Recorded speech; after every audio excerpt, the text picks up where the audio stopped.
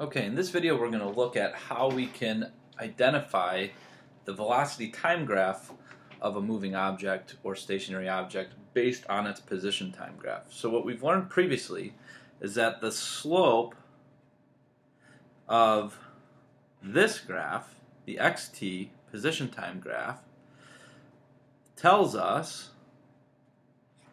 what's happening to the velocity over time.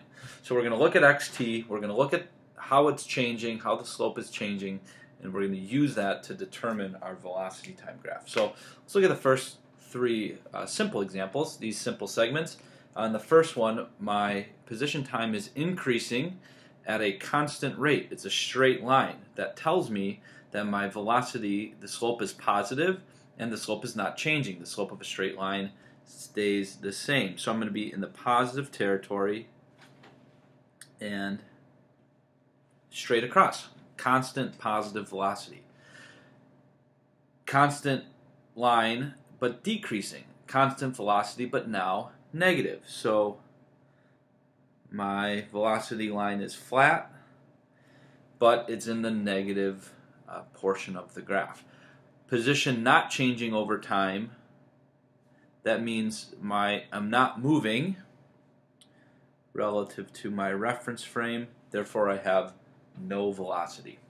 All right, let's look at a couple more, slightly more complicated situations with position time where my velocity is not constant.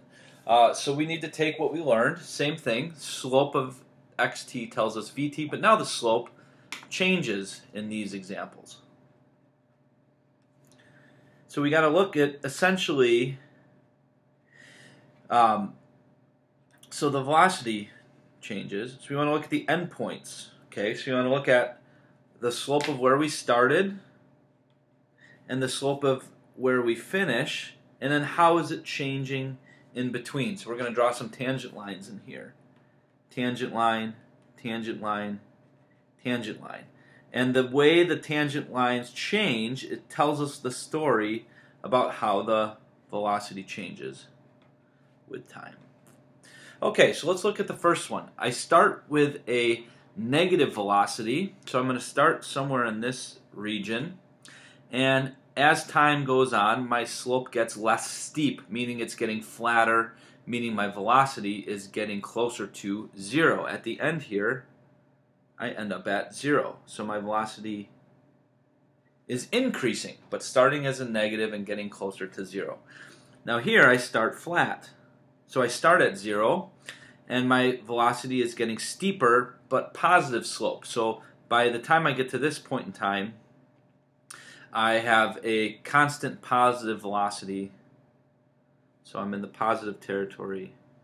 So notice these are both what we would say increasing slopes, meaning we start negative and get flatter, going towards 0, and then start at 0 and get steeper. So I'm starting negative and getting to 0, starting at 0, getting more positive. Now here, I start with a positive velocity, and the slope gets flatter towards 0. So I'm going to end up with a velocity of 0, but I start with a positive, and then it's getting closer to 0 over time. And then my final one, which I didn't draw in my VT graph,